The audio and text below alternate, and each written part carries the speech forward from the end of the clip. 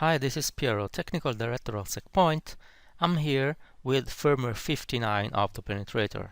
To improve scan processing and avoid that slow, unresponsive or false positive scans keep running indefinitely, some improvements have been introduced with this firmware. The first one is in the general parameters of a scan. This function allows to customize the scan timeout for non-responsive scans.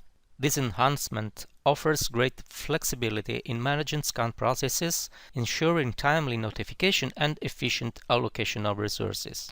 When a scan reaches the designated timeout configured in this parameter, they are now forcibly interrupted, simplifying scan management and preventing waste of resources. This improves the reliability and responsiveness of the scanner, ensuring timely completion of tasks even in challenging conditions.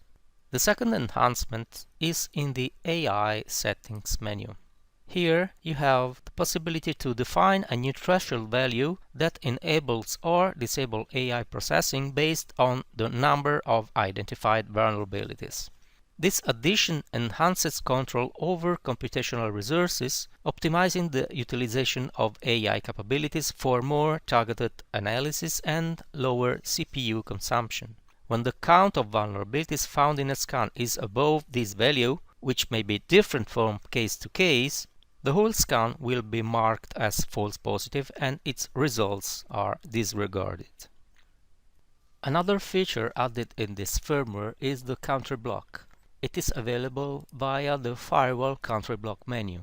This function empowers users to prevent incoming requests from IP addresses associated with a specific country.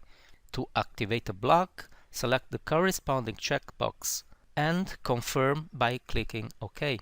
It is possible to view the list of IPs linked to a particular country by simply clicking on the country name.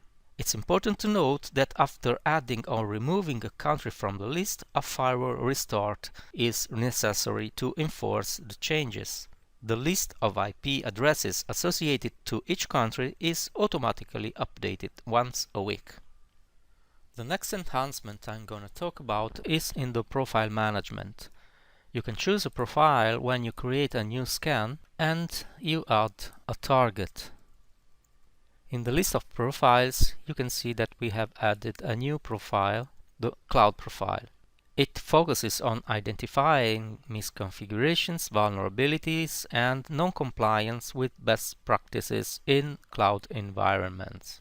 This type of scan includes checks for exposed data storage, unsecured cloud services, and adherence to cloud platform security guidelines.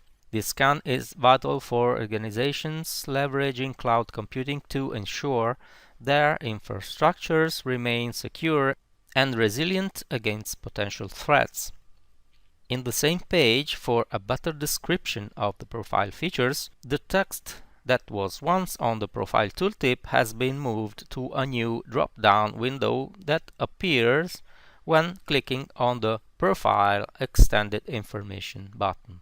In this window, you will see the long description for all the available profiles. Another enhancement, which is not immediately visible, is in the function that we use for checking if a target is online or offline.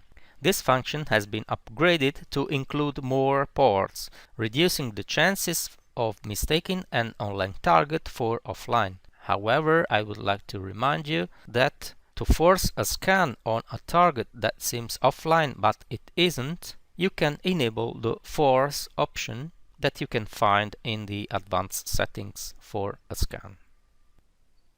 A new function to create self-signed certificates has been added to the web interface. Available in menu System SSL certificates, this function eliminates the need for third-party tools, simplifying the process of establishing a secure connection to the Penetrator's web interface via the HTTPS protocol. To create a certificate, fill in the fields at the bottom of the page and click Create Certificate. The new certificate will be immediately created and will replace the current one. It's important to note that this certificate is self-signed and is not issued by a certification authority. Therefore, web browsers will display a warning message for untrusted certificates. If you want to learn more about this firmware, you can download the release notes document from our website.